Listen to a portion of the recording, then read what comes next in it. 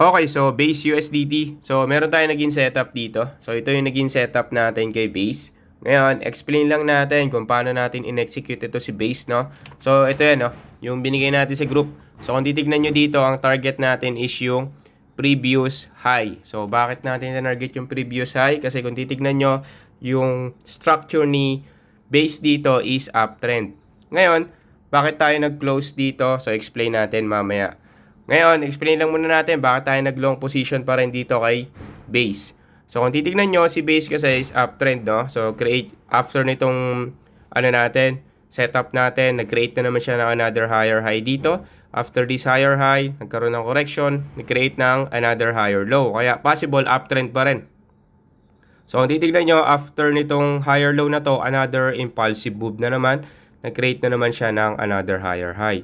So, nung nakita natin nag-create ng another higher high, ang inantay natin is yung magiging reaction dito sa demand. Kasi dalawa yung magiging plan natin dito. Either mag-hold itong demand or basagin itong previous higher low. So, yun yung dalawang plan ko. Kung mag-hold itong demand area na to, maglo-long tayo. Pero kung hindi, babasagin itong previous higher low, magsi-short na tayo, hanap na tayo ng short position. Pero kung titignan nyo, nagkaroon ng magandang hold dito sa 15-minute demand. So, after nitong higher high, so, kinuha niya tong 15-minute demand natin. So, inantay natin yung magiging reaction. Pero kung titignan nyo, walang sweep, kaya inantay natin yung retest. So, after nitong kuha dito, kung titignan nyo, nagkaroon lang siya ng equal high dito. So, after nyan, equal high, bumalik dito sa demand area, nagkaroon ng sweep, kaya I decide to entry na. So, retest plus may sweep, nag-entry na ako dyan. So, ang initial target ko dapat is itong supply. Pero kung titignan nyo, after nitong mahabang consolidation and pakunti-kunting kinuha itong previous high, nagkaroon ng reaction dito sa previous equal high. So, nagkaroon na ng sweep dito.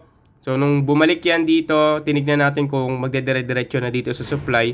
Pero kung titignan nyo, parang hirap na hirap siyang umakyat dito sa supply na to. So ngayon, dalawa kasi yung possible na mangyari dyan. Either bumalik yan dito sa baba or kunin itong supply. Kaya I decide to close na dito. Kasi kung titignan nyo, maganda na rin naman yung naging run nitong setup natin dito kay base. So ngayon, ang plan ko dito, kung babalik yan dito kung kukunin itong supply, so titignan natin yung magiging reaction. Pero kung ito, babalik dito sa baba, so antay natin kung mag-create ng lower low. Pero so far, uptrend pa rin si base. So, tignan natin kung ano yung magiging reaction. So, gagawa ba ng lower low or mag-create ulit ng another higher high. So, I hope may natutunan kayo mga bossing. So, saludo.